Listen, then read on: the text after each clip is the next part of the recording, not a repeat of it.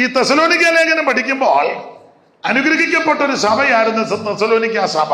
തുടക്കത്തിൽ ഒന്ന്, ഇവരുടെ വിശ്വാസം വിശ്വപ്രസിദ്ധം. 8-ാം വാക്യം 1:8.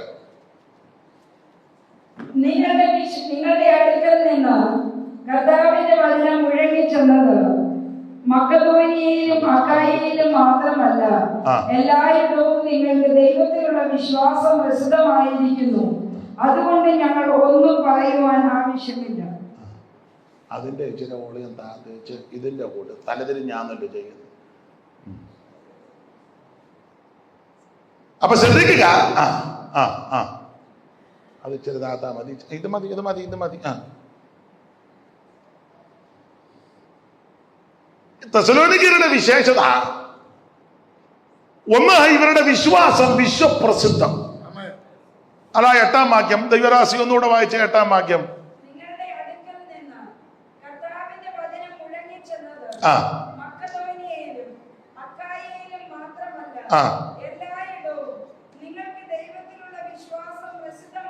അപ്പൊ ഈ തെസലോനിക്ക സഭ നല്ല ക്വാളിറ്റിയുള്ള സഭയായിരുന്നു തുടക്കത്തിൽ.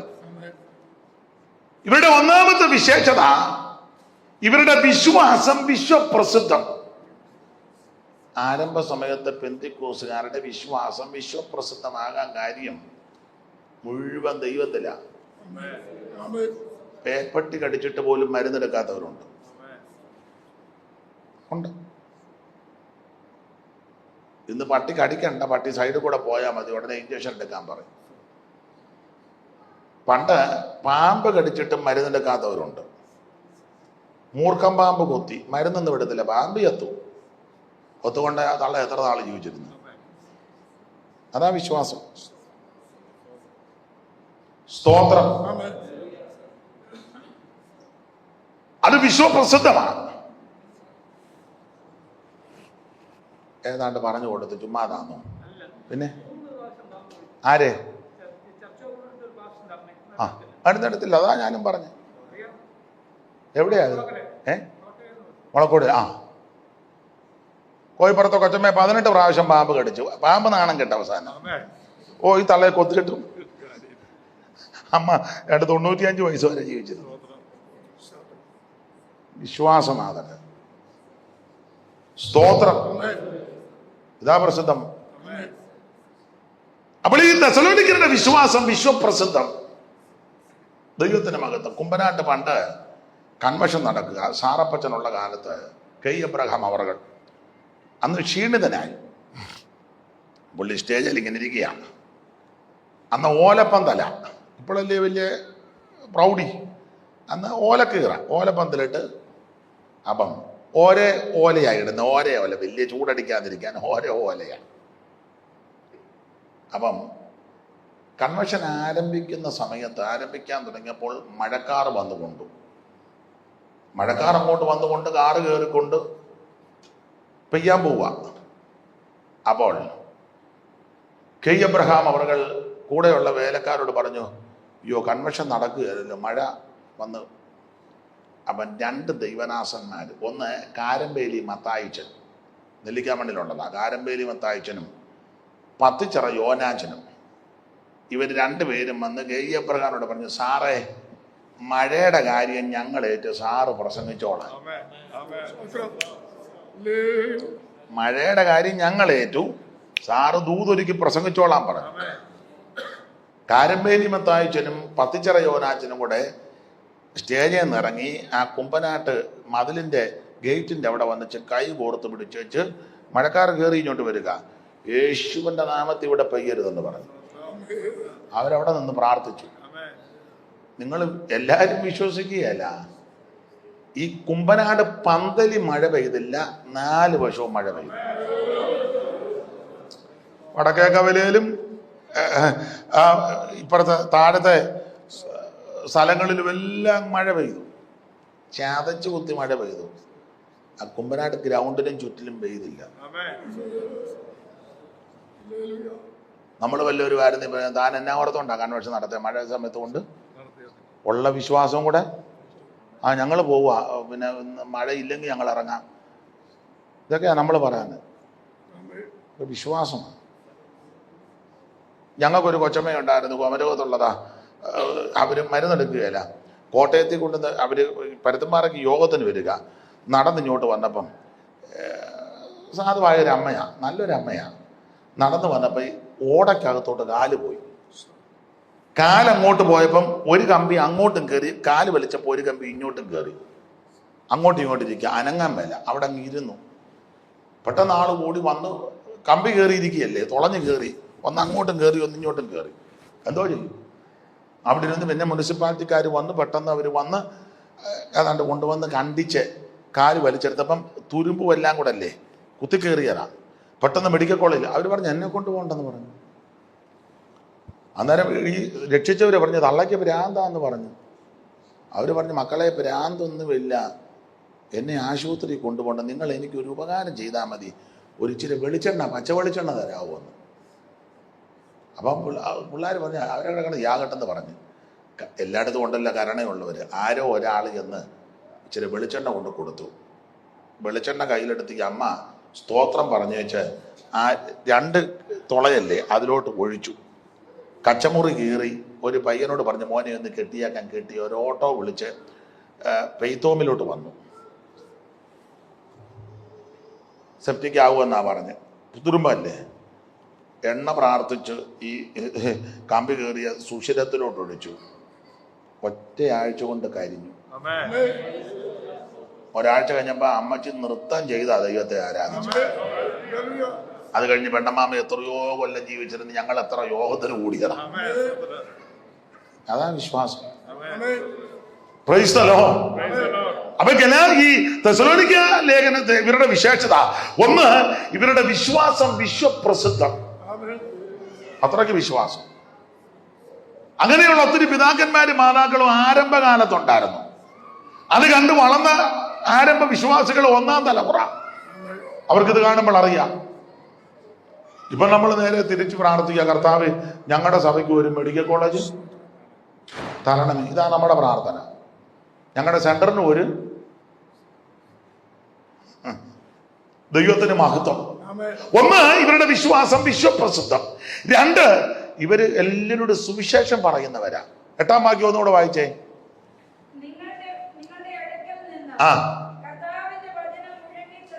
അപ്പം ഇവരുടെ അടുക്കൽ നിന്ന് വചനം ഒത്തിരി സ്ഥലത്തോട്ട് പോയി. ഇവർ അനേകരോട് സുവിശേഷം പറയുന്നവരാ. അതൊരു നല്ല മാതൃകയല്ലേ? സ്തോത്രം. ഒന്ന്, ഇവരുടെ വിശ്വാസം വിശ്വപ്രസിദ്ധം. 2, ഇവരെല്ലാവരുടെ സുവിശേഷം പറയും. 7ാം വാക്യം ഒന്ന് വായിച്ച. 7.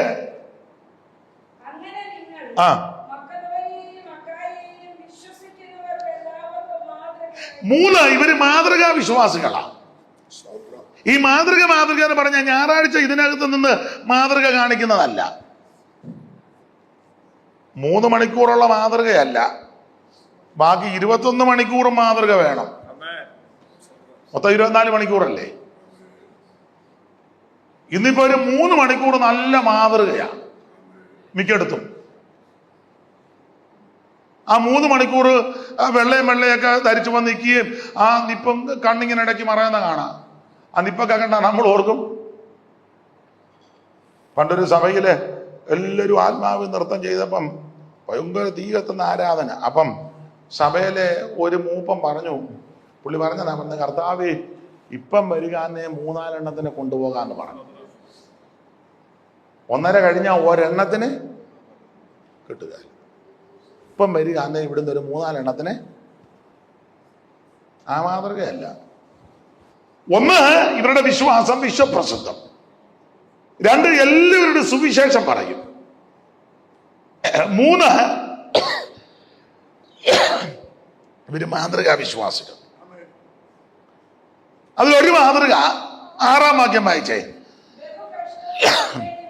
ബഹു കഷ്ടം സഹിക്കേണ്ടി വന്നിട്ടും അതാ ഒരു മാതൃക. സന്തോഷത്തോടെ വചനം കൈക്കൊള്ളും.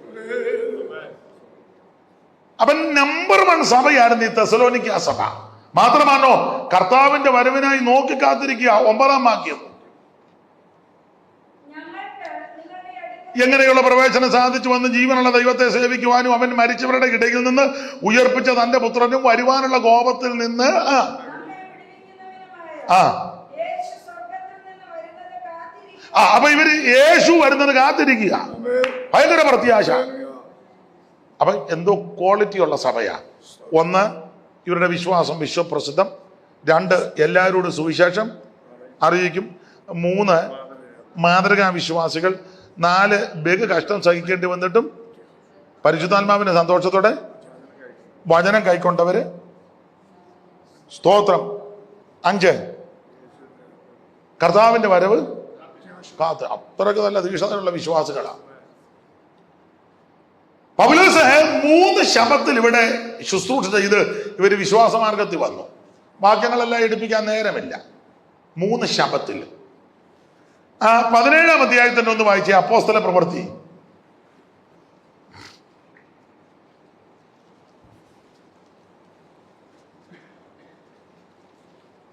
യോ അമ്പി പോലീസ് എന്ന് വായിക്കാൻ ബുദ്ധിമുട്ടായതുകൊണ്ടാണോ? ഒരു പ്രത്യേക പോലീസാ. വായിച്ചു. അപ്പൊള്ളോനിയയിലും കൂടി കടന്ന് ആ തെസ്സലോനിക്കയിലെത്തി. തെസ്സലോനിക്കയിലെത്തി. അടുത്തതാ, യഹൂദന്മാരുടെ ഒരു പള്ളി ഉണ്ടായിരുന്നു. പൗലോസ് 3 ശബത്തിൽ തിരുവെഴുത്തുകളെ ആധാരമാക്കി അവരോട് വചനം പറഞ്ഞു. അവരിൽ ചിലര് എന്ന് പറഞ്ഞ യഹൂദന്മാരിൽ കുറച്ചു പേര്, പക്വതയുള്ള യവനന്മാരും ഒരു വലിയ കൂട്ടം, മാന്യ സ്ത്രീകളിൽ കുറച്ചു പേര് രക്ഷിക്കപ്പെട്ടു. അങ്ങനെ തെസ്സലോനിക്ക സഭയുണ്ടാകുന്നു.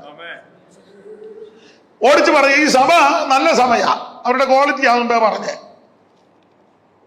പൗലോസ് ഈ ശുശ്രൂഷയെല്ലാം കഴിഞ്ഞ് ഇവിടെ നിന്ന് പോയി. അതിനുശേഷം പൗലോസ് 2 വട്ടം ഇവിടെ വരാനെന്ന് ആഗ്രഹിച്ചു. പക്ഷെ സാത്താൻ തടഞ്ഞു. 2-ാം അധ്യായത്തിൽ കിടപ്പുണ്ട് 2 വട്ടം ഇല്ലേ? ആ വാക്യം ഒന്ന് വായിച്ചേ. ഇല്ലേ? 2 വട്ടം. ഞങ്ങൾ വിശേഷാൽ പൗലോസായ ഞാൻ 1-2 പ്രാവശ്യം വിചാരിച്ചു.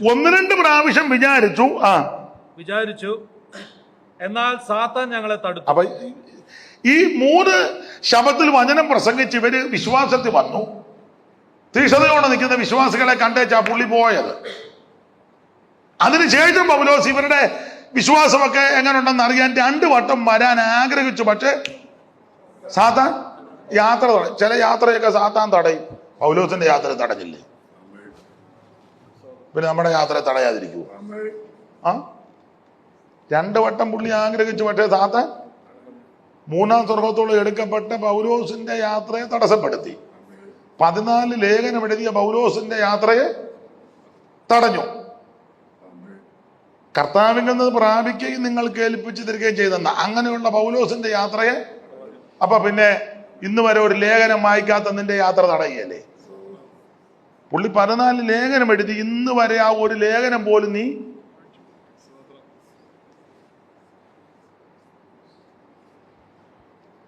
രണ്ടു വട്ടം വരാൻ ആഗ്രഹിച്ചു. സാത്താൻ തടഞ്ഞു. അപ്പം പൗലോസിന് മനസ്സിലായി ഉടനെ ഒന്ന് ഇപ്പം തെസ്സലോനിക്കയിലേക്ക് പോകാൻ ഒക്കത്തില്ല. അപ്പൊ പൗലോസ് ഒരു സഹോദരനെ അങ്ങോട്ട് അയച്ചു. ഒരു ബ്രദറിനെ വിളിച്ചു പറഞ്ഞു, ബ്രദർ തെസ്സലോനിക്ക വരെ ഒന്ന് പോകണം.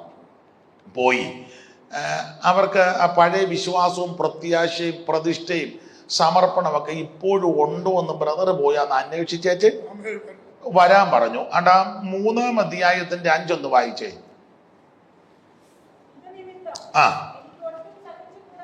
ഇത് നിമിത്തം എനിക്ക് ഒട്ടും സഹിച്ചു കൂടാഞ്ഞിട്ട് പരീക്ഷകൻ നിങ്ങളെ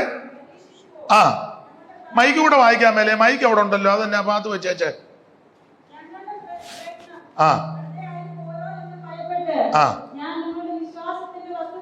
നിങ്ങളുടെ വിശ്വാസത്തിന്റെ വസ്തുത അറിയേണ്ടതിന് ഒരാളിനെ അയച്ചു. ശ്രദ്ധിച്ചേ, പൗലോസ് 2 വട്ടം പോകാൻ ആഗ്രഹിച്ചു, സാത്താൻ തടഞ്ഞു. അപ്പൊ പൗലോസിന് മനസ്സിലായി ഉടനെ ഒന്നും പുള്ളിക്ക് ഒരു യാത്ര തെസ്സലോനിക്കയിലേക്ക് ഒക്കത്തില്ല. അതുകൊണ്ട് പൗലോസ് ഒരു സഹോദരനെ വിളിച്ചേച്ച് പറഞ്ഞു, ബ്രദറെ ഞാൻ 2 വട്ടം ആഗ്രഹിച്ചു, പക്ഷെ ഒക്കുന്നില്ല. ബ്രദർ തെസ്സലോനിക്ക വരുമെന്ന് പോയിട്ട് വസ്തുത അറിഞ്ഞേച്ചൊന്ന് വരണം. ആ പഴയ തീക്ഷണതയും പ്രത്യാശയും കാത്തിരിപ്പും സുവിശേഷം പറയുന്നതും ഒക്കെ ഇപ്പോഴും ഉണ്ടോ എന്നൊന്ന് അറിയണ്ടേ? ഒന്ന് വസ്തുത അറിഞ്ഞേച്ച് വരാൻ ഒരു സഹോദരനെ അയച്ചു. അയച്ചത് മറ്റാരുമല്ല, തിമോത്തിയോസിനെയാ. 3-1 മുതൽ വായിച്ചേ. ഞങ്ങൾ അതേ തന്നിച്ചിരിക്കേണ്ടി വന്നാലും വേണ്ടതില്ല എന്ന് വെച്ച് ഈ കഷ്ടങ്ങളെ തെറ്റിപ്പോകാതിരിക്കേണ്ടതിന് ആ നിങ്ങളെ സ്ഥിരപ്പെടുത്തുവാനും ആ നിങ്ങളുടെ വിശ്വാസം സംബന്ധിച്ച് ആ നിങ്ങളെ പ്രബോധിപ്പിക്കാനുമായിട്ട് നമ്മുടെ സഹോദരനും നമ്മുടെ സഹോദരനും ക്രിസ്തുവിന്റെ സുവിശേഷ ഘോഷണത്തിൽ ദൈവത്തിന്റെ ശുശ്രൂഷകനുമായ തിമോത്തിയോസിനെ അങ്ങോട്ട് അയച്ചു. അപ്പൊ അയച്ചത് തിമോത്തിയോസിനെയാ. അതിനെ തിമോത്തിയോസിനെ അങ്ങോട്ട് അയച്ചത് വേറെ ആരുമില്ലേ? വേറെ ആളുണ്ട്, പക്ഷെ തിമോത്തിയോസിനെ അയച്ചെങ്കിലേ ശരിയാവുള്ളൂ. ഒരു ചെമ്പുപണിക്കാരനുണ്ട്, അവനെ അയച്ചാൽ ശരിയാകുമോ? ഒക്കത്തില്ല. അവൻ ചെമ്പിനിട്ട് അടിക്കും പോലെ അടിക്കും. ദേമാസ് എന്ന് പറയുന്ന ഒരുത്തനുണ്ട്, അയക്കാൻ പറ്റുമോ? അവൻ ലോകസ്നേഹികയാ. അപ്പൊ ഇങ്ങനെയുള്ള ആരെയും അങ്ങോട്ട് അയക്കാൻ ഒക്കത്തില്ല. തിമോത്തിയോസിനെ അങ്ങോട്ട് അയച്ചു. കാരണം പറയാം, തിമോത്തിയോസ് വിശ്വസ്തനാണ്. അപ്പൊ തിമോത്തിയോസിനെ അയച്ചാൽ ഇത് വസ്തുത അറിയാനാണ് അയക്കുന്നത്. അപ്പൊ കൃത്യം കാര്യം പറയണം. കൂട്ടാനൊക്കത്തില്ല, കുറയ്ക്കാനൊക്കത്തില്ല, ഉള്ളതേ പപ്പും തൂവലും വെച്ചൊന്നും വർത്താനം പറയരുത്, കൃത്യം പറയണം. അപ്പം ചുരുക്കി പറഞ്ഞ തിമോത്തിയോസ് തെസ്സലോനിക്കയിൽ ചെന്ന് വസ്തുതയൊക്കെ നോക്കിയപ്പം പരുവക്കേടാന്ന് മനസ്സിലായി.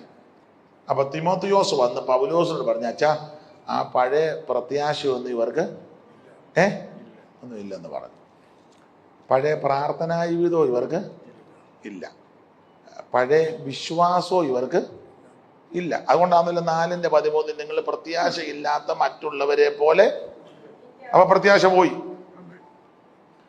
അപ്പൊ തിമോത്തിയോസ് ഇതെല്ലാം ചെന്ന് കണ്ടേച്ച് വന്ന് പറഞ്ഞ് പഴയ വിശ്വാസവും പ്രത്യാശയും ഒന്നും ഇവർക്ക് ഇല്ല. ഇത് കേട്ടപ്പോൾ പൗലോസ് അവരെ പ്രാകുകയോ ശപിക്കുകയോ ഒന്നുമല്ല. പൗലോസ് ആത്മീയനാ. പൗലോസ് ഉടനെ 2 വിഷയത്തിന് പ്രാർത്ഥിക്കുക. ഒന്ന്, ഇവരുടെ മുഖം ഒന്ന് കാണണം. 2, ഇവരുടെ വിശ്വാസത്തിന്റെ കുറവൊന്ന് പരിഹരിക്കണം. അപ്പൊ തിമോത്തിയോസ് വന്ന് സത്യം പറഞ്ഞു, വിശ്വാസത്തിൽ ഇവര് പോരായ്മയാ. അത് കേട്ട പൗലോസ് അവരെ ശപിക്കുകയോ രാകുവോ ആക്ഷേപിക്കുകയോ ഒന്നും ചെയ്തില്ല. പൗലോസ് 2 കാര്യം പ്രാർത്ഥിച്ചു, കർത്താവേ അധികം താമസിക്കാതെ ഇവരുടെ മുഖം എനിക്കൊന്ന് കാണണം. മാത്രമല്ല ഇവരുടെ വിശ്വാസത്തിന്റെ കുറവൊന്ന് പരിഹരിക്കണം. എന്നെ കേൾക്കുന്ന ദൈവമക്കളെ, നമ്മുടെ ജീവിതത്തിലും വിശ്വാസത്തിൽ കുറവുകൾ വരാം. മനുഷ്യരല്ലേ, ഈ ലോകത്തിലല്ലേ ജീവിക്കുന്നേ. ഇറങ്ങിയ കാലത്ത് തീക്ഷണത കുറച്ച് കഴിയുമ്പോൾ ചിലർക്ക് നഷ്ടപ്പെടും. പക്ഷെ കുറവുകൾ സംഭവിച്ചു കഴിയുമ്പോൾ അതിനെ ന്യായീകരിക്കരുത്. ദൈവസന്നിധി പറയുന്ന, കർത്താവേ കുറവ് വന്നു, തെറ്റി, പോഷത്വമുണ്ട്, അപാകത കൊണ്ട് ഇന്ന് പകൽ, ഇന്ന് സന്ധ്യയിൽ, അല്ലെങ്കിൽ ഈ രാത്രിയിൽ ഒന്ന് മടങ്ങി വരുവാൻ ദൈവം എന്നെ ഒരുക്കണമെന്ന് പ്രാർത്ഥിച്ചാൽ നമ്മുടെ കുറവുകളെ പരിഹരിക്കുന്ന ഒരു ദൈവമുണ്ട്. Praise the Lord. അപ്പൊ 2 കാര്യത്തിന് പ്രാർത്ഥിച്ചു. 1, ഇവരുടെ മുഖം കാണണം. 2, ഇവരുടെ വിശ്വാസത്തിന്റെ കുറവ് പരിഹരിക്കണം. ഞാൻ പറയാൻ വരുന്നത്, നമ്മുടെ ഈ ജീവിതം വിശ്വാസ ജീവിതമാണ്. അപ്പൊ ഈ വിശ്വാസത്തിന്റെ ജീവിതത്തിന് ഒരേ അളവുകളുണ്ട്. 1, വിശ്വാസത്തിന്റെ ആരംഭം. 2, വിശ്വാസത്തിന്റെ വളർച്ച. 3, വിശ്വാസത്തിന്റെ തളർച്ച. 4, വിശ്വാസത്തിന്റെ പൂർത്തീകരണം. ഇതെല്ലാവരുടെ ജീവിതത്തിലുണ്ട്. വിശ്വാസത്തിന്റെ ആരംഭം, വിശ്വാസത്തിന്റെ തളർച്ച, വിശ്വാസത്തിന്റെ വളർച്ച, വിശ്വാസത്തിന്റെ പൂർത്തീകരണം. 4 കാര്യം. പൗലോസ് ഇവിടെ പ്രാർത്ഥിക്കുന്നവരുടെ വിശ്വാസത്തിന്റെ കുറവൊന്ന് പരിഹരിക്കണം. അപ്പൊ കുറവ് പരിഹരിക്കണമെങ്കിൽ കുറവുണ്ടല്ലോ, എല്ലാവർക്കും അത് സംഭവിക്കാം. ഇന്ന് രാത്രി ഇവിടെ ഇരിക്കുന്നവർക്കൊക്കെ അത് സംഭവിച്ചെന്ന് വരാം. നമുക്ക് വചനത്തിൽ നിന്ന് ചില കാര്യം ചിന്തിക്കാം. വിശ്വാസത്തിന്റെ ആരംഭം, വിശ്വാസത്തിന്റെ തളർച്ച, വിശ്വാസത്തിന്റെ വളർച്ച, വിശ്വാസത്തിന്റെ പൂർത്തീകരണം. ഇത് 4 അബ്രഹാമിന്റെ ജീവിതത്തിൽ വന്നു. വിശ്വാസികളുടെ പിതാവ് അബ്രഹാമാണല്ലോ, അല്ലേ? ഇങ്ങോട്ട് ഇപ്പൊ കണ്ട നിങ്ങളാന്ന് തോന്നുന്നു. വിശ്വാസികളുടെ പിതാവ് അബ്രഹാം. വിശ്വാസികളുടെ മാത്രമാണോ? ഞാൻ പറയാറുണ്ട്, ഇന്ന് ലോകത്തിൽ പാർക്കുന്ന മാനവ ജനതയിൽ 4-3 വിഭാഗത്തിന്റെ പിതാവ് അബ്രഹാമാണ്. ലോകം മുഴുവനുള്ള സകല വിശ്വാസികളുടെ പിതാവ് അബ്രഹാമ. ലോകം മുഴുവൻ പാർക്കുന്ന സകല മുസ്ലിം സഹോദരന്മാരുടെയും പിതാവ് ഇബ്രാഹിം, അവരുടെ പിതാവാ. മാത്രമാണോ ഇന്ന് ലോകത്തിൽ പാർക്കുന്ന സകല യഹൂദന്റെയും പിതാവ് ആരാ? അബ്രഹാമ. അപ്പോൾ ഇന്ന് ലോകത്തിൽ പാർക്കുന്ന മാനവ ജനതയിൽ 3 വിഭാഗത്തിന്റെ പിതാവ് അബ്രഹാമ. ചെറിയ ആളല്ല. ഈ അബ്രഹാമിന്റെ ജീവിതത്തിൽ ആരംഭവും തളർച്ചയും വളർച്ചയും പൂർത്തീകരണോ നമുക്കൊന്ന് ചിന്തിക്കാം. അബ്രഹാമിന്റെ വിശ്വാസത്തിന്റെ ആരംഭം അതിശ്രേഷ്ഠമാണ്. ആരംഭം കാരണം അബ്രഹാമിനെ ദൈവം വിളിച്ചു വേർതിരിച്ചു. അബ്രഹാമിന്റെ വിളിയെ പരാമർശിക്കുന്ന ഒരു പദം ഞാൻ അവനെ ഏകനായിട്ട് വിളിച്ചെന്ന. വായിച്ചേ യെശയ്യാ പ്രവചനം 51:2. യെശയ്യാവ് 51:2. പെട്ടെന്ന് വായിക്കണേ. നിങ്ങളുടെ പിതാവായ അബ്രഹാമിലേക്ക് നിങ്ങളുടെ പ്രസവിച്ച സാറായിലേക്കും തിരിഞ്ഞു നോക്കുകയും ഞാൻ അവനെ ഏകനായിട്ട് വിളിച്ചു അവനെ അനുഗ്രഹിച്ച് വർദ്ധിച്ചു. അപ്പൊ ശ്രദ്ധിക്കുക, നിങ്ങളുടെ പിതാവായ അബ്രഹാമിലേക്ക് നിങ്ങളെ പ്രസവിച്ച സാറയിലേക്ക് തിരിഞ്ഞു നോക്കുമ്പോൾ ഞാൻ അവനെ ഏകനായിട്ട് വിളിച്ചു. അബ്രഹാമിന്റെ വിളി ആരംഭം അതിശ്രേഷ്ഠം. ഏകനായിട്ട് വിളിച്ചെന്ന് പറയാൻ അബ്രഹാമിന്റെ കുടുംബം വലിയ കുടുംബമാണ്. ഏതാണ്ട് 1800 ശിഷ്ടം അംഗങ്ങളുള്ള മഹത്തായ ബൃഹത്തായ ഒരു വലിയ കുടുംബമാണ് അബ്രഹാമിന്റെ കുടുംബം. പക്ഷെ ആ കുടുംബത്തിൽ നിന്ന് ഒരുത്തനെ മാത്രമേ ആ ദൈവം വിളിച്ചു.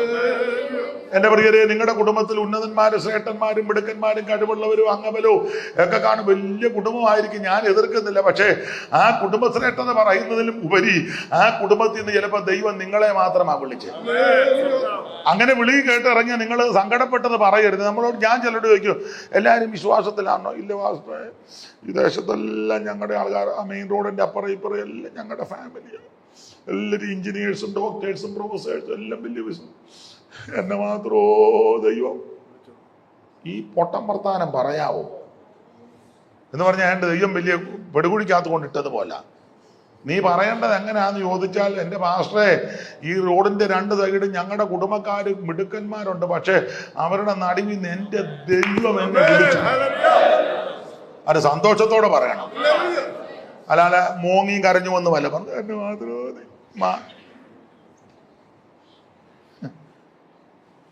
തുള്ളിച്ചാടി പറയണ്ടേ. ഞാൻ എപ്പോഴും എൻ്റെ സാക്ഷ്യം പറയും. എൻ്റെ വീട് ആലപ്പുഴ ജില്ലയിൽ കുട്ടനാട്ടില്ല. കുട്ടനാട് കേട്ടിട്ടുണ്ടോ? കുട്ടനാട്ടുകാരെങ്കിലും ഉണ്ടോ? ആര്?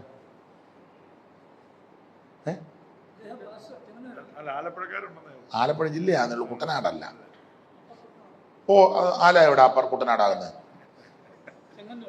ചെങ്ങന്നൂരൊന്നും അപ്പർ കുട്ടനാടല്ല. എടത്തുവാ, വാണ്ടങ്കേരി, തായങ്കേരി, പച്ച, ചെക്കടിക്കാടൊക്കെ ആവും അപ്പർ കുട്ടനാട്. നേരണമൊക്കെ പിന്നെ മേൽപ്പാടം, നേരണം, ചെക്കടിക്കാട്, പച്ച, പിന്നെ എടത്തുവ, നേരണം, തായങ്കേരി, കണ്ടങ്കേരി, ഊരിക്കേരി, മിത്രക്കേരി, പിന്നെ പേരശ്ശേരി കഴിഞ്ഞ് റെയിൽവേ ക്രോസ് ആയി. അവിടെ ഒന്നും കുട്ടനാടല്ല, ചുമ്മാ ഊളത്തരം പറയാം. അപ്പൊ ശ്രദ്ധിച്ചേ, പ്രോപ്പർ കുട്ടനാട് ഉണ്ട്, അപ്പർ കുട്ടനാട്. ചമ്പക്കുളം പുളുങ്ങുന്ന നെടുമുടി, കൈനകരി, കാവാലം പുളുങ്ങുന്നെല്ലാം കുട്ടനാടാ. അപ്പം ഞാൻ അത് പറഞ്ഞ് തർക്കം ഉണ്ടാക്കാൻ വന്നതല്ല. വളരെ പ്രഗത്ഭന്മാരുണ്ട് കുട്ടനാട്ടിൽ. പണ്ട് എൻ്റെ ഒരു സഹോദരന് ഞാൻ ഒരു കല്യാണം ആലോചിക്കാൻ എന്നെയും കൂടെ കൊണ്ടുപോയി. അവനും ഉണ്ട്, അവൻ്റെ ഏട്ടനും ഉണ്ട്. അപ്പം ഞങ്ങൾ ആ വീട്ടിൽ ചെന്നപ്പം അവിടുത്തെ പെണ്ണിനെ ആലോചിക്കാൻ ചെന്നതാ, എന്നെയും കൂടെ കൊണ്ടുപോയതാ. അപ്പം അവിടെ ചെന്നപ്പം അവിടുത്തെ തള്ള ചോദിച്ചു, എവിടാ വീട്? പെണ്ണിൻ്റെ അമ്മ.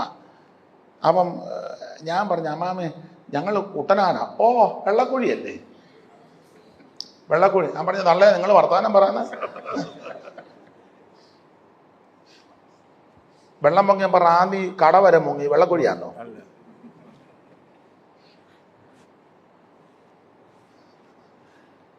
ഞാൻ പിന്നെ അവരുടെ കാര്യം പറഞ്ഞു. എത്രയോ പ്രഗത്ഭന്മാരുണ്ട് കുട്ടനാട്ടിലെ. നിങ്ങൾ കേട്ടിട്ടുണ്ടോ കായൽ രാജാവ് മുരിക്കൻ? 3 കായൽ സ്വന്തം. ചിത്തിര മാർത്താണ്ഡ റാണി. ലോകത്തിൽ അങ്ങനെ ഒരാളില്ല. കായൽ രാജാവ്, വിവരിക്കാൻ നേരമില്ല. കായൽ രാജാവ് മുരിക്കൻ. അദ്ദേഹത്തിന്റെ ബന്ധുക്കാരനാ പാറായി തരകൻ. ഒത്തിരി വിവരിക്കാനുണ്ടെന്ന് പോട്ടെ. 2 സർദാർ KM പണിക്കര് നെഹ്റു മന്ത്രിസഭ അംബാസഡർ ആയിരുന്നു. പുള്ളി ഒടുവിൽ മൈസൂർ സർവകലാശാലയുടെ വൈസ് ചാൻസലർ ആയിരുന്നു. സർദാർ KM പണിക്കര് കാവാലംകാരനാ, ഞങ്ങളുടെ അയൽവക്കവാ. മുരിക്കൻ ഞങ്ങളുടെ അയൽവക്കവാ.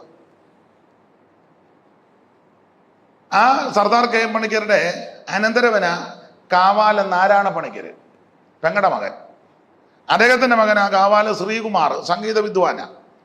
അവരുടെ ബന്ധുക്കാരാ ട്രാവൻകൂർ സിസ്റ്റേഴ്സ് ലളിത പത്മിനി രാഗിണി. മാത്രമല്ല വേറൊരു first cousin doctor Ayyappa Panicker. അതിനടുത്ത സ്ഥലമാ പുളുങ്ങുന്ന്, കുട്ടനാട്ടില. അവിടെ പ്രഗത്ഭനായ ഒരു മനുഷ്യൻ IC ചാക്കോ, പുളുങ്ങുന്നുകാരൻ IC ചാക്കോ. അയാൾ 1800 ലണ്ടനിൽ പോയി പഠിച്ച ആളാ, ഭൂഗർഭശാസ്ത്രം, ജിയോളജി. അയാൾ 75 കൊല്ലം മുമ്പ് അയാൾ പറഞ്ഞു കുട്ടനാട്ടിൽ കുടിവെള്ള ക്ഷാമം വരുമെന്ന്. അന്നേരം പറഞ്ഞ് ലണ്ടനിൽ പോയതിന്റെ വട്ടാന്ന്, ഇപ്പത്താണ്ട വെള്ളമില്ലാതെ കിടന്നു പോടേന്ന്. അയാൾ 75 കൊല്ലം മുമ്പ് പറഞ്ഞ് ഇങ്ങനെ വരുമെന്ന്. അത്രയ്ക്ക് പ്രഗത്ഭന. ഇന്ത്യ കണ്ടതിലേക്കും വെച്ച് പ്രഗത്ഭനായ ഒരു മനുഷ്യനാ MS സ്വാമിനാഥൻ കമ്മീഷൻ, കുട്ടനാട്ടുകാരനാ, മങ്കമ്പി സ്വാമിയുടെ മോന, ഹരിത വിപ്ലവം. അങ്ങനെ എത്ര പേര്. എന്നാ തള്ള പറഞ്ഞ വെള്ളക്കുഴിയാന്ന്. തള്ളക്ക് ലണ്ടനിൽ എഴുതാൻ പോലും അറിയാൻ മേല. അപ്പൊ ഞാനിത് പറഞ്ഞു വന്നത്, അങ്ങനെയുള്ള പ്രഗത്ഭന്മാരും വിദ്യാനിപുണന്മാരും ആഢ്യത്വമുള്ളവരും സാമ്പത്തിക ഭദ്രതയുള്ളവരൊക്കെ മിടുക്കന്മാരൊക്കെ ഉള്ള ആ ദേശത്ത് നിന്ന് മുരിക്കന് 3 കായല് എനിക്ക് അന്ന് ഒരു പറ കണ്ട പോലും ഇല്ല. പക്ഷെ എന്നെ ദൈവം തെരഞ്ഞെടുത്തു. IC ചാക്കോ ലണ്ടനിൽ പോയി പഠിച്ചു. ഞാൻ 10ാം ക്ലാസ് പോലും തികച്ചില്ല. പക്ഷെ ദൈവം എന്നെ തെരഞ്ഞെടുത്തു. മൈസൂർ സർവകലാശാലയുടെ വൈസ് ചാൻസലർ സർദാർ KM പണി. ഞാൻ ഇന്ന് വരെ ഒരു സർവകലാശാലയിലും കയറിയിട്ടില്ല. കയറണമെന്നൊക്കെ ഉണ്ട്, ആര് കയറ്റാനാ? പക്ഷെ ദൈവം തെരഞ്ഞെടുത്തു. അപ്പൊ ഞാൻ പറഞ്ഞത്, അവർക്കൊക്കെ ലഭിക്കാത്ത പദവിയാണ് ദൈവം നമുക്ക് തന്നിരിക്കുന്നത്. നിങ്ങളുടെ കുടുംബത്തിൽ ഉന്നതന്മാരും മിടുക്കന്മാരും ശ്രേഷ്ഠന്മാരും കാണും. പക്ഷെ അവർക്ക് വെളിപ്പെടാത്തതും അവർക്ക് മറഞ്ഞിരുന്നതും സാധുവാകുന്ന നമുക്ക് ദൈവം വെളിപ്പെടുത്തി. ഓർത്ത് ദൈവത്തെ ശ്രദ്ധിക്കണം. എന്റെ ഭാഷ പറഞ്ഞാൽ തുള്ളിച്ചാടി ദൈവത്തെ മഹത്വപ്പെടുത്തണം. കുടുംബക്കാരും ചാർച്ചക്കാരും വരും, അവിടെ കരഞ്ഞും ഭൂമി ഒന്ന് നിൽക്കണം, നല്ല തടിപ്പുറത്തെ വെടി പോലെ നിന്നോണം. പറയണം, ഞാനൊരു ദൈവ പൈതലാ. യേശു എന്നെ രക്ഷിച്ചു, എന്റെ പാപം യേശു മോചിച്ചു. വൻക്രിയൻ നടന്നു കർത്തനെന്റെ ഞാനവന്റെ വൻക്രിയൻ നടന്നു കർത്തനെന്റെ ഞാനവന്റെ താൻ വിളിച്ചു ഞാൻ പിഞ്ചെന്നു സ്വീകരിച്ചു തഞ്ചത്തെ താൻ വിളിച്ചു ഞാൻ പിഞ്ചെന്നു സ്വീകരിച്ചു തഞ്ചത്തെ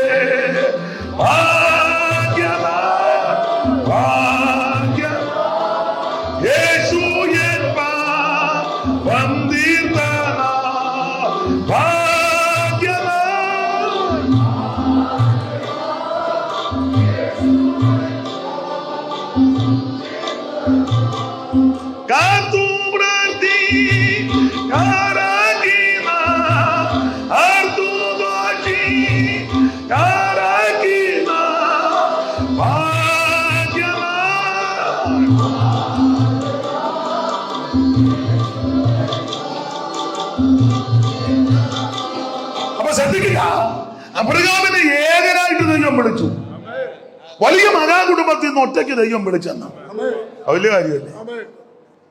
അബ്രഹാമിനെ കുടുംബം പഠിക്കുമ്പോൾ ഒന്ന് വലിയ അംഗബലമുള്ള കുടുംബമാണ്, പക്ഷെ അബ്രഹാമിനെ മാത്രമാണ് വിളിച്ചത്. 2, അബ്രഹാമിന്റെ ജാതി കൽദയ ജാതിയാ. കൽദയ ജാതികൾ പ്രഗത്ഭരാ, ആരെയും വകവെക്കാത്ത ജാതിയാ കൽദയര്. കൽദയരുടെ ഭാഷയും വിദ്യയും കേമമാണ്. അതുകൊണ്ടില്ലേ ദാനിയേലിനെയും ശദ്രക്കിനെയൊക്കെ കൊണ്ടുവന്ന് ആ ഭാഷ പഠിപ്പിച്ചേ. കൽദയ വിദ്യ. അത്രയ്ക്ക് പ്രഗത്ഭമായ ജാതിയാ കൽദയര്. പക്ഷെ ആ കുടുംബത്തിൽ നിന്ന് ഒറ്റയ്ക്ക് വിളിച്ചിറക്കി.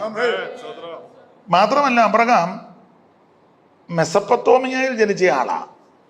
ലോക സംസ്കാരത്തിൽ നമ്പർ 1 മെസപ്പൊട്ടോമിയൻ സംസ്കാരം. പിന്നെ ഹാരപ്പ, മോഹൻജിദാരോ, സിന്ധു നദീതട അതൊക്കെ പിന്നെ വന്നതാ. നമ്പർ 1 അതിന്റെ എല്ലാം അമ്മത്തൊട്ടില് മെസപ്പൊട്ടോമിയായ സംസ്കാര സമ്പന്ന. ആ സംസ്കാര സമ്പന്നമായ മെസപ്പൊട്ടോമിയ എന്ന ദൈവം വിളിച്ചിറക്കി. മാത്രമല്ല 5 അബ്രഹാം പട്ടണവാസിയ, കൽദയ പട്ടണമായ ഊര് ടൗണിൽ ജീവിച്ച ആളാ. അവിടെ നിന്നാ ദൈവം വിളിച്ച്. അല്ല, ചെറിയ ആളൊന്നും അല്ല. നിങ്ങൾ ചിന്തിക്കുന്നത് ഗതികെട്ടാപ്രായം പോലെ കിടക്കുകയായിരുന്നു എന്നാ വാടാനും പറഞ്ഞു ഒരു പോക്ക് വഴി ഇല്ലാതെ അല്ലല്ല. ഇത്രയ്ക്ക് എന്തെല്ലാം ക്വാളിറ്റി ഉണ്ട്. പക്ഷേ തേജോമയനായ ദൈവം പ്രത്യക്ഷപ്പെട്ടപ്പോൾ അബ്രഹാം ഇതെല്ലാം വിട്ടു. അപ്പൊ ആരംഭം അതിശ്രേഷ്ഠമാണ്. വിശ്വാസത്തിന്റെ ആരംഭം 7-ാം അധ്യായത്തിന്റെ 1 വായിച്ചേ. അപ്പോസ്തല പ്രവൃത്തി 7-ാം അധ്യായത്തിന്റെ 1. ഇത് ഉള്ളത് തന്നെയോ എന്ന് മഹാപുരോഹിതൻ ചോദിച്ചത്. അവൻ പറഞ്ഞത്, സഹോദരന്മാരും പിതാക്കന്മാരുമായ പുരുഷന്മാര് കേട്ടുകൊള്ളുവി. നമ്മുടെ പിതാവായ അബ്രഹാം ഹാരാന് വന്ന് പാർക്കുന്നതിന് മുൻപ് മെസപ്പൊട്ടോമിയയിൽ ഇരിക്കുമ്പോൾ തന്നെ തേജോമയനായ ദൈവം. അപ്പൊ ശ്രദ്ധിക്കുക, തേജോമയനായ ദൈവത്തെ കണ്ടപ്പം ജാതി ശ്രേഷ്ഠത വലുതായി കണ്ടില്ല. തേജോമയനായ ദൈവത്തെ കണ്ടപ്പോൾ സംസ്കാര സമ്പന്നതയും വലുതായിട്ട് കണ്ടില്ല. തേജോമയനായ ദൈവത്തെ കണ്ടപ്പോൾ കുടുംബത്തിന്റെ മഹിമയൊന്നും വലുതായിട്ട് കണ്ടില്ല. തേജോമയനായ ദൈവത്തെ കണ്ടപ്പോൾ പട്ടണത്തിലെ ജീവിതത്തിന് വലിയ പ്രാധാന്യം കൊടുത്തില്ല. അപ്പോൾ അബ്രഹാമിന്റെ വിശ്വാസം ആരംഭം അതിശ്രേഷ്ഠം. ഒറ്റയ്ക്ക് ഇറങ്ങി ഓടിച്ച് അവസാനിപ്പിക്കാം. നമുക്ക് എപ്പോഴാണ് നിർത്തണ്ടേ? 9:45 അപ്പോൾ സമയമുണ്ട്. അപ്പോൾ അബ്രഹാമിന്റെ ആരംഭം അതിശ്രേഷ്ഠം. വിശ്വാസത്തിന്റെ ആരംഭം അതിശ്രേഷ്ഠം. ഏകനായിട്ട് ഇറങ്ങി. പക്ഷേ അബ്രഹാമിന്റെ ജീവിതത്തിൽ തളർച്ച വന്നു. വിശ്വാസത്തിൽ ക്ഷീണം വന്നു. ഇറക്കമൊക്കെ നല്ലതായിരുന്നു, നല്ല ആരംഭമാണ്. പക്ഷേ ഇടയ്ക്ക് ജീവിതത്തിന് തളർച്ച. എന്തുവാ അബ്രഹാമിന്റെ വിശ്വാസത്തിന്റെ തളർച്ച? 12:10 വായിച്ചേ.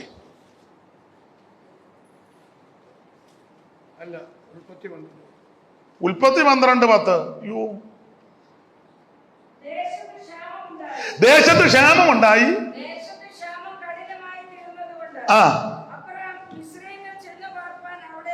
അതാ അബ്രഹാമിന്റെ ജീവിതത്തിലെ ബലഹീനത, വിശ്വാസത്തിന്റെ. ദേശത്ത് ക്ഷാമം വന്നപ്പോൾ അബ്രഹാം നേരെ എങ്ങോട്ട് പോയി? മിസ്രൈമിലോട്ട് പോയി. മിസ്രൈമിൽ പോകരുതെന്ന. മിസ്രൈമിൽ ലേവിയ പുസ്തകം 18-ാം അധ്യായത്തിന്റെ 2-ാം വാക്യം വായിച്ചേ.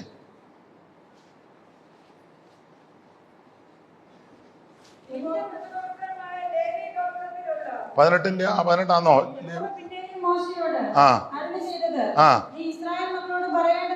ഓടിച്ചു വായിര്.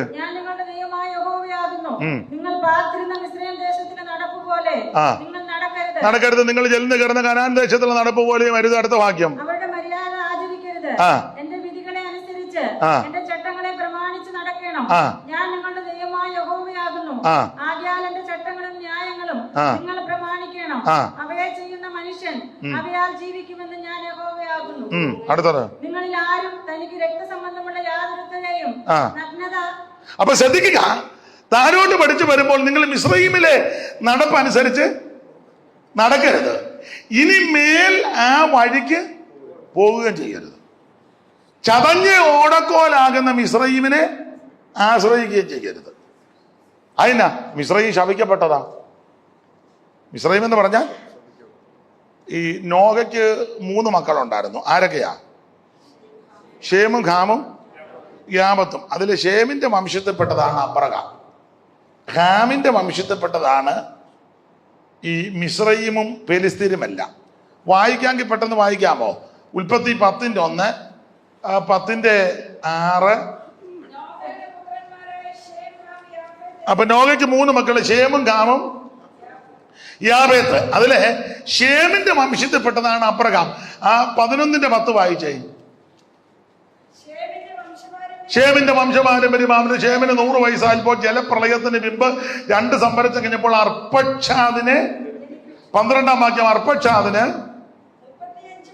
അവൻ ശാലേഖിനെ ജനിപ്പിച്ചു. 14-ാം വാക്യം. ശാലേഖിന് അവൻ ഏബേരിനെ ജനിപ്പിച്ചു. 16-ാം വാക്യം. ഏബേരിന് അവൻ പെലേഗിനെ ജനിപ്പിച്ചു. 18-ാം വാക്യം. പെലേഗിന് അവൻ രയൂവിനെ ജനിപ്പിച്ചു. 20-ാം വാക്യം. രയൂവിന് അവൻ ഷെറൂഗിനെ ജനിപ്പിച്ചു. 22-ാം വാക്യം. ഷെറൂഗിന് അവൻ നാഗോറിനെ ജനിപ്പിച്ചു. 24-ാം വാക്യം. നാഗോറിന് അവൻ തേറകിനെ ജനിപ്പിച്ചു. 26-ാം വാക്യം. തേറകിന് അബ്രഹാം എന്നുണ്ടോ?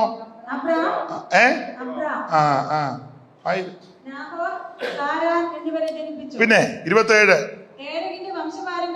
തേരകിന്റെ വംശപാരമ്പര്യമാണ്. തേരക് അബ്രാമിനെ, നാഗോറിനെ, കാരാനെ, പിന്നെ പിന്നെ കൽദയരുടെ പട്ടണമായ ഊര് വെച്ച് തന്റെ അപ്പനാകുന്ന തേരകന്റെ മുന്നേ മരിച്ചുപോയി. അബ്രാമിൻ നാഗോറും ഭാര്യമാര് കിടത്തു. അബ്രാമിന്റെ ഭാര്യയ്ക്ക് സാറായി എന്നും നാഗോറിന്റെ ഭാര്യയ്ക്ക് മിൽക്ക എന്നും പേര്. അടുത്ത വാക്യം. ഹാരാന്റെ അടുത്തത് തലമുറ ഉണ്ടായിരുന്നില്ല. അടുത്ത വാക്യം. തേരക് തന്റെ മകനാകുന്ന അബ്രഹാമിനെയും ആ തേരക് തന്റെ മകനാകുന്ന അബ്രഹാമിനെയും കാരാന്റെ പുത്രനായ തന്റെ പൗത്രൻ ലോത്തിനെയും തന്റെ മകനായ അബ്രഹാമിന്റെ ഭാര്യയായി മരുമകൾ തന്നെ സാറായിയും കൂട്ടിക്കൊണ്ട് കൽദയരുടെ ഒരു പട്ടണമായ ഊരിൽ നിന്ന് കനാൻ ദേശത്തേക്ക് യാത്രയാക്കുവാൻ പുറപ്പെട്ടു. അങ്ങനെ അവർ കാരാൻ വരെ വന്ന് അവിടെ പാർത്തു. തേരകന്റെ ആയുഷ്കാലം 205 സംവത്സരം. തേരക് കാരാന് വെച്ച് മരിച്ചു. ഇതാണ് അബ്രാഹ്മിക പാരമ്പര്യം. അപ്പൊ നോഹയ്ക്ക് 3 മക്കള്. ഷേം, ഹാം, യാബത്ത്. ഷേമിന്റെ 10-ാം തലമുറ അബ്രഹാം. 2-ാമത്തവൻ ഹാം. ഏതാ? നോഹയുടെ 2-ാമത്തെ മകൻ ഹാം. ഹാമിന് 4 പിള്ളേര്. 10-6.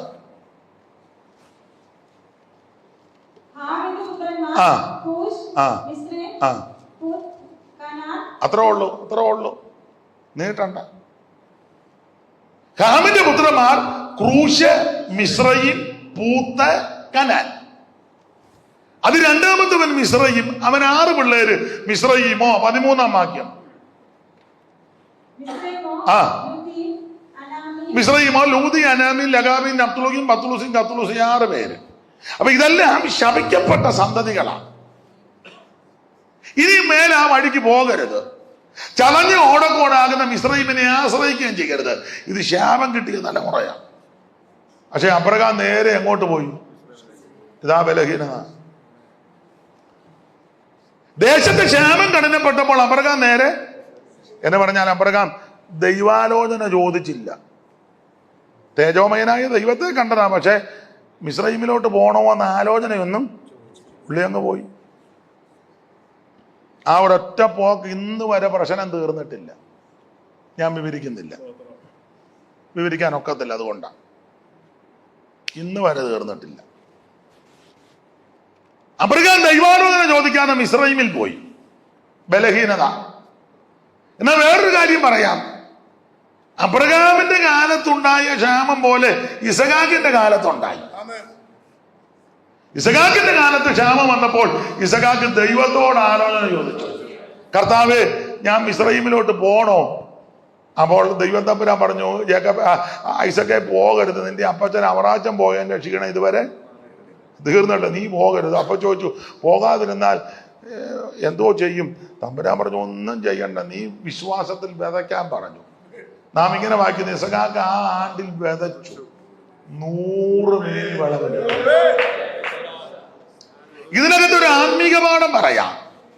പ്രതിസന്ധികളും പ്രശ്നങ്ങളും വരുമ്പോൾ സ്വന്തമായിട്ട് തീരുമാനമെടുത്ത് പോകരുത്. നീ ദൈവാലോചന ചോദിക്കണം. Praise the Lord. അവര് വരും പറയുന്നത് കേട്ട് യാത്ര ചെയ്യരുത്. നീ ദൈവത്തോട് ആലോചന ചോദിക്കണം. ദൈവത്തോട് ആലോചന ചോദിച്ചാൽ ദൈവം ക്ലിയർ ആയിട്ട് പറയും. ഇത് പറഞ്ഞു കഴിയുമ്പോൾ അതനുസരിച്ച് നിന്നാൽ ആ ദേശത്ത് ദൈവം നിന്നെ മാനിക്കും. നിങ്ങളുടെ പുസ്തകം പഠിച്ചേ, ഈ വേറെ പുസ്തകം മൊത്തം പഠിച്ചാൽ ആ ആണ്ടിൽ ഇസഹാക്ക് വിതച്ചു 100 മേനി. അതിന് മുമ്പ് ആരും വിതച്ചിട്ട് കിട്ടിയില്ല.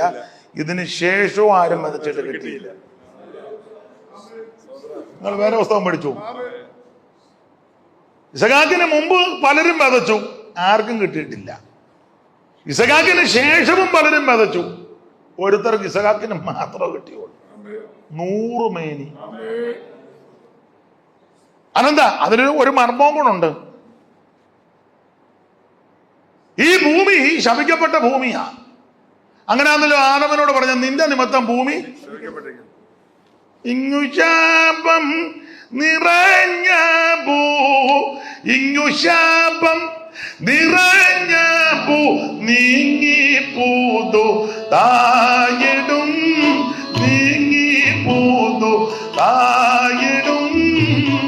മംഗളം മംഗളമായി നീ വാഴും നമ്മളെല്ലാരും. മംഗളം മംഗളമായി നീ വാഴും നമ്മളെല്ലാരും. മംഗളം. ഈ വിഷാണു കളകന്നു, ഈ വിഷാണു കളകന്നു, വാനം ശുദ്ധം ആയിടും, വാനം ശുദ്ധം ആയിടും. മംഗളം മംഗളമായി നീ വാഴും നമ്മളെല്ലാരും. മംഗളം. അപ്പൊ ഈ ഭൂമി ശപിക്കപ്പെട്ട ഭൂമിയാ. ആദമനോട് പറഞ്ഞത്, നിന്റെ നിമിത്തം ഭൂമി, ഈ ഭൂമി ശപിക്കപ്പെട്ടതാണ്. ഈ ഭൂമിയുടെ ശാപം ഇതുവരെ മാറിയിട്ടില്ല, ഇതുവരെ മാറിയിട്ടില്ല. എന്നാൽ ഈ ഭൂമിയുടെ ശാപം മാറും. ഈ ശപിക്കപ്പെട്ട ഭൂമിയുടെ ശാപം മാറും. എപ്പോഴാന്ന് ചോദിച്ചാൽ, യേശു ഈ ഭൂമി ഭരിക്കും. ഭൂമി ഭരിക്കും. 1000 ആണ്ട് വാഴ്ചയുണ്ട് ഇവിടെ. ഈ ഭൂമിയുടെ ശാപം മാറുമ്പം ഈ ഭൂമി അതിന്റെ പൂർണ്ണ വിളവ് തരും. ഇപ്പൊ നമുക്ക് പൂർണ്ണ വിളവ് കിട്ടുന്നില്ല, ഉണ്ടോ? ഒന്നും കിട്ടുന്നില്ല. എന്നാൽ ഈ ഭൂമിയുടെ ശാപം മാറുമ്പോൾ ഈ ഭൂമി അതിന്റെ 100 മേനി തരും. അതിന്റെ തെളിവായി ഇവിടെ കൊടുത്തേക്കുന്നത്. ഇസഹാക്കായ ആണ്ട് വിതച്ചു 100 മേനി, 100 മേനി ഭൂമി നമുക്ക് വിളവ് തരും. അതിപ്പോഴല്ല, ഒരു സുദിനമുണ്ട്. ദൈവത്തിന് മഹത്വം. അപ്പൊ ഇതിനകത്തെ ആത്മീക പാഠം, പ്രശ്നങ്ങൾ വന്നപ്പോൾ അബ്രഹാം ദൈവാലോചന ചോദിക്കാതെ മിസ്രയീമിൽ ചെന്ന് പ്രശ്നമായി. എന്നാൽ സെയിം വിഷയം ഇസഹാക്കിന് വന്നപ്പോൾ ഇസഹാക്ക് ഓടിപ്പോയില്ല. ഇസഹാക്ക് ദൈവത്തോട് ചോദിച്ചു, കർത്താവേ ഞാൻ പോകണോ? തമ്പുരാൻ പറഞ്ഞു പോകരുത്. ഇസഹാക്ക് പോയില്ല. ആ ദേശത്ത് വിതച്ചു 100 മേനി എന്ന് പറഞ്ഞാൽ, ഏത് ക്ഷാമം വന്നാലും നിന്നെ പുലർത്താൻ ദൈവം വിശ്വസ്തൻ. കോവിഡ് വന്നാലും കൊള്ളാം, വെള്ളപ്പൊക്കം വന്നാലും കൊള്ളാം, ഏത് രാജ്യത്ത് ഏത് നിയമം വന്നാലും കൊള്ളാം, ഒരു ദൈവ പൈതലിനെ ദൈവം പുലർത്തും. ദൈവം വിശ്വസ്തനാണ്. ആരും എപ്രാളപ്പെടരുത്. ചില പറയാം, മാസ്റ്റർ ഇത് ഓരോന്ന് ചിന്തിക്കും അങ്ങ് ഒന്നുമില്ല, നിന്നെ പുലർത്താൻ നിന്റെ ദൈവം വിശ്വസ്തനാണ്.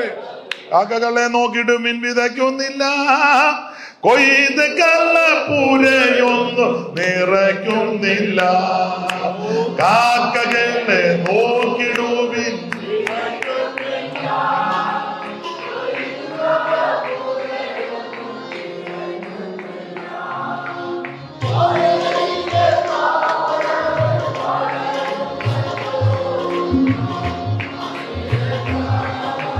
പുലരുന്നല്ലോ വയലിലെ താമരകൾ, വളരുന്നല്ലോ നന്നായി വാനിലെ പറവകൾ.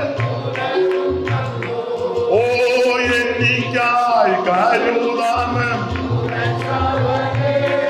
ഓ എനിക്കൊട്ടും ഭയമില്ല നിനച്ചിടുമ്പോ. അബ്രഹാമിന്റെ വിശ്വാസത്തിന്റെ ആരംഭം അതിശ്രേഷ്ഠം. പക്ഷെ തളർച്ച വന്നു. തളർച്ച ആ മിസ്രൈമിൽ പോയത്. ആ മിസ്രൈമിലെ പോക്കിൽ പ്രശ്നമായി. അവിടുന്ന് ഹാഗാറിനെ ലഭിച്ചത്, അതിൽ നിന്ന് ഇശ്മയിൽ ജനിച്ചത്. അവസാനം വീട്ടിൽ വലിയ പ്രശ്നം ഉണ്ടായി, ഭയങ്കര പ്രശ്നം. പ്രശ്നം എന്നാ? രണ്ട് പെണ്ണുങ്ങൾ തമ്മിൽ ഭയങ്കര പൊല്ലാപ്പുണ്ടാക്കി അവസാനം ആകാരം നിറവയറോടെ വീട്ടിൽ നിന്ന് ഇറങ്ങി ഓടി. ഒരു അമ്മമാരും സഹോദരിമാരും ഉണ്ടല്ലോ, ഒരു സ്ത്രീ പൂർണ്ണ ഗർഭവതി ഒരു വീട്ടിൽ നിന്ന് നിറവയറോടെ ഓടണമെങ്കിൽ ആ വീട്ടിൽ എന്ത് പൊല്ലാപ്പുണ്ടാക്കിയിട്ട ഇല്ലേ? ഭയങ്കര പ്രശ്നമായി. പിന്നെ ദൈവം തിരിച്ചു കൊണ്ട് ആക്കി, പ്രശ്നമായി. ചുരുക്കി പറഞ്ഞാൽ അങ്ങനെ അബ്രഹാമിന്റെ ജീവിതത്തിന്റെ തളർച്ച. ഈ തളർച്ച രൂക്ഷമായപ്പോൾ അബ്രഹാമിന് മനസ്സിലായി പരുവക്കേടാണ്, ഓടിച്ചവസാനിപ്പിക്കുക. പരുവക്കേടാന്ന് പഠിച്ചിട്ട് ഇസ്മായിൽ ജനിച്ചു, പ്രശ്നമായി. സമ്പത്തൊക്കെ ഇഷ്ടം പോലെ കിട്ടി. സമ്പത്ത് കണ്ടമാനം വന്ന ശണ്ട തുടങ്ങി. അബ്രഹാമിന്റെ ഇടയന്മാരും ലോത്തിന്റെ ഇടയന്മാരും. ശണ്ട എന്ന് പറഞ്ഞ ആടിന്റെ പേര്, പോച്ചയുടെ പേര് ഏരിയ പറഞ്ഞ അടി.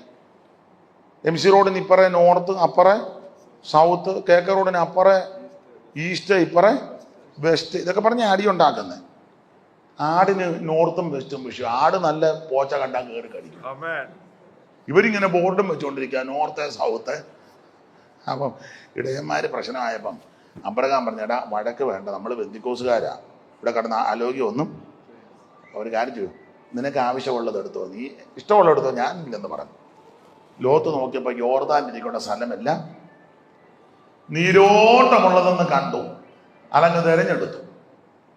അങ്ങനെ ലോത്ത് കൂടാരം അടിച്ചടിച്ചടിച്ചടിച്ച് സോദോമിൽ കൊണ്ട് കൂടാരം അടിച്ചു, ഓടിച്ചവസാനിപ്പിക്കാം. ലോത്ത് സോദോമിൽ കൊണ്ട് കൂടാരം അടിച്ചപ്പോൾ അബ്രഹാം ആ 13:18 വായിച്ചേ. ഉൽപ്പത്തി 13:18. ആ ആ ഞാനൊരു വാക്ക് പറഞ്ഞ, ലോത്ത് കൂടാരം അടിച്ചടിച്ച് സോദോമിൽ കൊണ്ട് കയറ്റി. അവിടെ ആരാധനയൊന്നുമില്ല കേട്ടോ. സോദോമില് സഭായോഗമൊന്നും. പുള്ളി ഇങ്ങനെ പട്ടണവാതിക്കൽ ഇങ്ങനെ ഇരുന്നെല്ലാം കണ്ടും കേട്ടും അഭിപ്രായമൊക്കെ പറഞ്ഞു ഇരിക്കും. അതുകൊണ്ടാണ് പുള്ളി അപ്പം മരുമക്കൾ ആലോചിച്ചു, അപ്പച്ചൻ ചുമ്മാ, അവിടെ കൂട്ടായ്മയൊന്നുമില്ല. പക്ഷെ അബ്രഹാം നേരെ വിശ്വാസത്തിൽ ബലപ്പെട്ടു. അബ്രഹാം നേരെ ഹെബ്രോൻ കൂട്ടായ്മ, മമ്രയുടെ തോപ്പ്, മമ്രെ ബലം. അവിടെ യാഗപീഠം, ആരാധന. ലോത്ത് സോദോമിൽ ചെന്ന് വലഞ്ഞു പോയി. അങ്ങനെയാണല്ലോ വാക്യം, വലഞ്ഞു പോയ. അപ്പൊ ലോത്ത് വലഞ്ഞു. അബ്രഹാം നേരെ വിശ്വാസത്തിൽ തളർച്ച വന്നെങ്കിലും ബലപ്പെട്ടു, വളർച്ച. ഹെബ്രോൻ കൂട്ടായ്മ, മമ്രെ ബലം, യാഗപീഠം ആരാധന. ഞാനിങ്ങനെ പൂരിപ്പിക്കുന്നത്, അബ്രഹാം കൂട്ടായ്മയിൽ വന്ന് ആരാധിച്ച് ബലപ്പെട്ടു. ലോത്തിന് കൂട്ടായ്മയും കൂടിവരവൊന്നുമില്ലാതെ വലഞ്ഞപ്പോൾ അബ്രഹാം വിശ്വാസത്തിൽ ബലപ്പെട്ടു. അബ്രഹാം കൂട്ടായ്മയിൽ വന്നാൽ, പ്രിയരെ, ഈ കൂട്ടായ്മയാണ് നമ്മുടെ ബലം. അതുകൊണ്ട് നിങ്ങൾ ഈ കൂട്ടായ്മ മുടക്കരുത്. ഈ രാജ്യത്ത് പ്രതിസന്ധികളും പ്രശ്നങ്ങളും ഒക്കെ ചിലപ്പോൾ കണ്ടെന്ന് വരാം, ജോലി മറ്റു. പക്ഷേ അതിന്റെ എല്ലാ നടുവിൽ നിൽക്കുന്നത് എങ്ങനെയാണെന്നറിയാമോ? ഈ കൂട്ടായ്മയുള്ളത് കൊണ്ടാണ്, ഈ പ്രാർത്ഥനയുള്ളത് കൊണ്ടാണ്. ഒരു വിഷയം പൊതുവിൽ പറയുമ്പോൾ കൈ ഓർത്ത് പിടിച്ച് പ്രാർത്ഥിക്കും. നിനക്ക് വേണ്ടി ന്യായീകരിക്കുന്ന ഒരു കൂട്ടമുണ്ട്. അതുകൊണ്ട് കൂട്ടായ്മയിൽ വന്ന് ആരാധിച്ച് ബലപ്പെടാം. അബ്രഹാം വിശ്വാസത്തിൽ ശക്തിപ്പെട്ടു. വിവരിക്കുന്നില്ല. 14-ാം അധ്യായത്തിൽ യുദ്ധത്തിൽ അബ്രഹാമിന് ജയം ഉണ്ടായി. ജയിക്കാൻ കാര്യം എന്നാണെന്നറിയോ? 13-ൽ ആരാധിച്ച് ബലപ്പെട്ടത് കൊണ്ടാണ്. ആരാധിച്ച് ബലപ്പെടുന്ന നിനക്കാ ജയം. രാജാക്കന്മാരെയല്ലേ പരാജയപ്പെടുത്തിയത്? അമ്രാബേൽ, അരിയോക്ക്, കെതറായ, മൊർത്തീദാൽ എല്ലാം കൊലകമ്പന്മാരാ. അവർ അച്ഛൻ പോയി രക്ഷപ്പെടാൻ ജയിക്കാൻ കാര്യം ഒരു യാഗപീഠമുണ്ട്, ഇവിടെ ഒരു കൂട്ടായ്മയുണ്ട്. കൂട്ടായ്മയും ആരാധനയുമുള്ള ദൈവമക്കൾക്ക് ജയമുണ്ട്. അബ്രഹാം വിശ്വാസത്തിൽ ശക്തിപ്പെട്ടു. ബാക്കി ഭാഗം ഇനി പ്രസംഗിക്കുന്നില്ല, സമയമായല്ലോ. എന്നോട് പറഞ്ഞ സമയമായി, മതി. വിശ്വാസത്തിൽ ആദ്യം ആരംഭം നല്ലതാ, പിന്നെ തളർച്ച വന്നു. തളർന്ന് തന്നെ തീർന്നില്ല, ബലപ്പെട്ടു. ആ ബലപ്പെട്ടത് കൂട്ടായ്മയില്ല. ആരും ഈ കൂട്ടായ്മ വിട്ട് ആരും പോകരുത്. ഈ കൂടിവരെ വിട്ട് വേറെങ്ങും പോകരുത്. പോയാൽ അതോഗതിയാ. ഈ കൂട്ടായ്മയും ആരാധനയുമാണ് നമ്മുടെ ബലം. യഹോവയാകുന്ന യാഗം നമ്മുടെ ബലമാ. ദൈവമക്കൾ ഒന്ന് ചാർപ്പിട്ടാൽ എരിഹോ മുതൽ തകരും. ദൈവമക്കളെ, ദൈവദാസന്മാരുടെ ഉള്ളങ്കാല് വേൽവെള്ളത്തിൽ മുട്ടിയാൽ ഒഴുക്ക് നിൽക്കും.